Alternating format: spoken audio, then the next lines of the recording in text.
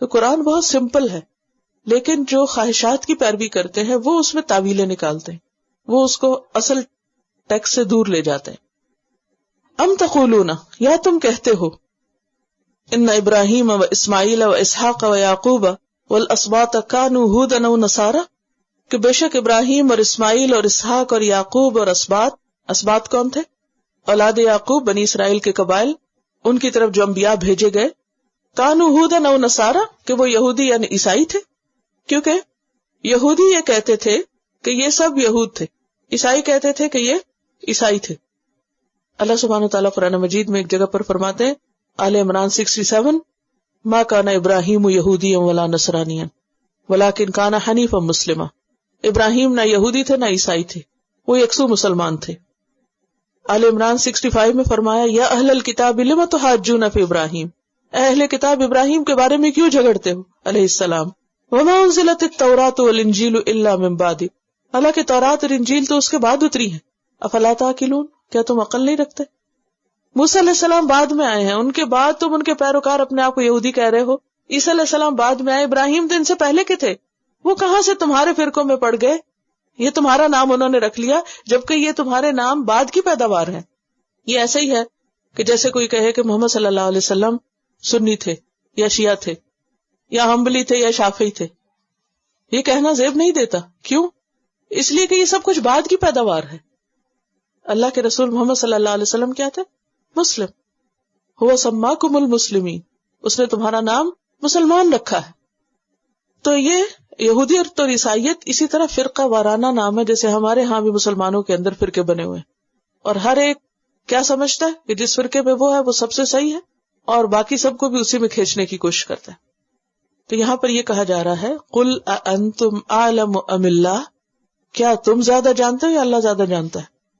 یہاں بھی اب ان کو کوشچن کیا جا رہا ہے. تم جو یہ کہتے ہو کہ وہ یہودی تھے یا عیسائی تھے، تو اللہ کہتا ہے کہ نہیں، وہ کچھ نہیں تھے، وہ تو مسلمان تھے. اب یہ بتاؤ کہ تم سچے ہو یا اللہ کی بات سچی؟ اب وہ دو میں سے ایک بات کہیں گے نا، یا کہیں گے ہم سچے. اگر یہ کہیں کہ ہم سچے تبھی پھنستے ہیں. کیوں؟ اس کا مطلب ہے کہ اللہ سچا نہیں. تو کوئی یہ ماننے کو تیار ہوگا کہ نعوذ باللہ اللہ تعالیٰ کی طرف سے سچائی نہیں ہوگی یا اللہ تعالیٰ سچ نہیں بولتے؟ تو یہی کہیں گے نا کہ اللہ تعالیٰ سچے ہیں. اور اگر وہ یہ کہتے ہیں کہ اللہ تعالیٰ زیادہ جانتے ہیں، وہ سچے ہیں، تو پھر کیا ہوگا؟ پھر مانتے کیوں نہیں؟ کتنی زبردست دلیل ہے. قل اانتم اعلم ام اللہ، ان سے کہیے کیا تمہیں زیادہ علم ہے یا اللہ کو زیادہ علم ہے. اور یہ بات جو ہے وہ ہم کہیں بھی استعمال کر سکتے ہیں.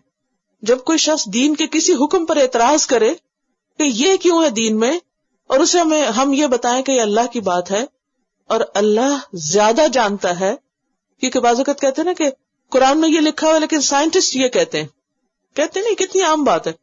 قرآن میں یہ لکھا ہے لیکن آج کی ریسرچ یہ بتاتی. تو اس موقع پہ ہمارا ایمان کیا کہتا ہے، یا ہمیں اس موقع پر دوسرے کو کیا کہنا چاہیے؟ اانتم اعلم ام اللہ، کیا تم زیادہ جانتے ہو یا اللہ زیادہ جانتا ہے؟ سورۃ الملک میں اللہ تعالیٰ فرماتے ہیں، الا یعلم من خلق وهو اللطیف الخبیر، کیا وہی نہ جانے گا جس نے پیدا کیا، اور وہ کیا ہے؟ اللطیف، بہت باریک بین، صرف اوپر اوپر سے نہیں اندر تک جانتا ہے. الخبیر، بہت ہی زیادہ باخبر، وہ ہر چیز جانتا ہے. تو تم یہ نہیں کہہ سکتے کہ ہمارا علم زیادہ ہے اور ہماری ریسرچ زیادہ بہتر ہے اور یہ زیادہ اوتھینٹک ہے یا پروفڈ ہے. نہیں، بحیثیت مسلمان کے ہمارا ایمان یہ ہے کہ جو اللہ نے کہا ہے سچ کہا ہے. قل صدق اللہ ومن اصدق من اللہ حدیثا، سب سے سچی بات اللہ ہی کی ہے.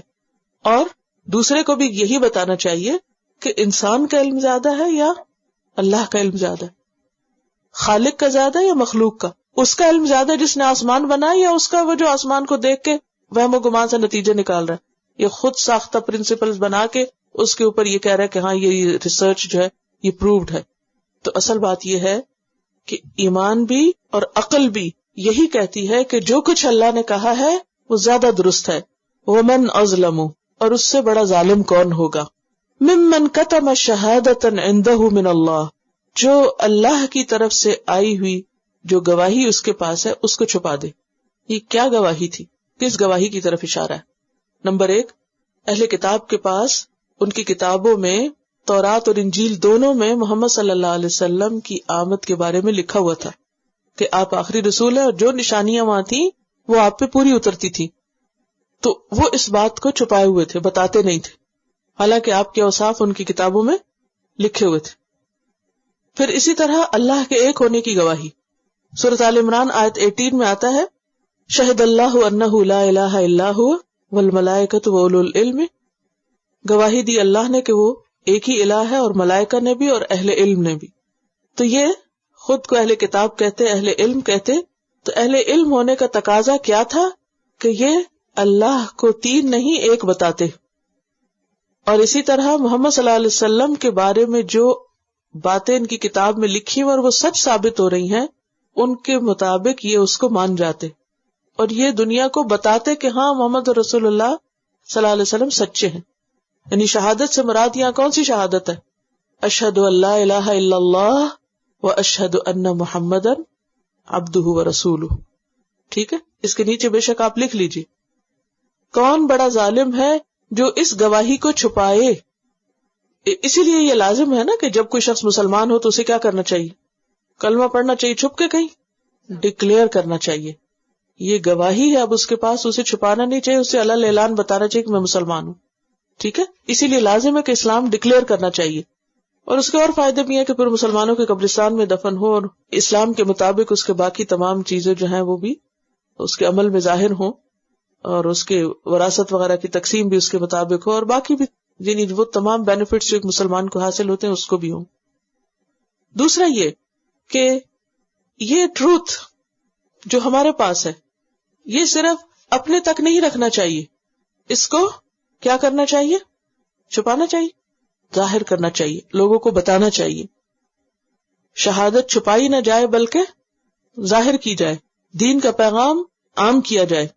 وَمَا اللَّهُ بِغَافِلٍ عَمَّا تَعْمَلُونَ، اور اللہ غافل نہیں ہے اس سے جو تم عمل کر رہے ہو. تمہارے سب کام اس کو پتا ہے، اسے سب معلوم ہے تم جو کچھ بھی کر رہے ہو. گواہی چھپا رہے ہو یا ظاہر کر رہے ہو، گواہی دے رہے ہو، حق کو چھپا رہے ہو یا حق کو سامنے لا رہے ہو. لہذا اس طریقے سے جینا کہ پتہ ہی نہ چلے مسلمان ہے یا کچھ اور، یہ طریقہ جینے کا درست نہیں ہے. اس سے بہت اللہ بھی ہونا چاہیے جو عمل میں ہے بنیادی طور پر، اور شہادت بھی دینی چاہیے جو زبان سے بھی ہے اور عمل سے بھی ہے. دین کوئی چھپانے کی چیز نہیں، دین چھپانے کی چیز نہیں، دین عمل کرنے کی چیز ہے اور دوسروں تک لے جانے کی چیز ہے. لہذا جس نے اللہ کو تھام لیا اس نے ایک مضبوط کڑا تھام لیا، اسے ڈرنا نہیں چاہیے. کیا پڑھا تھا ہم نے؟ فَسَيَكْفِيكَهُمُ اللَّهُ، ان کی طرف سے تمہیں اللہ کافی ہو جائے گا.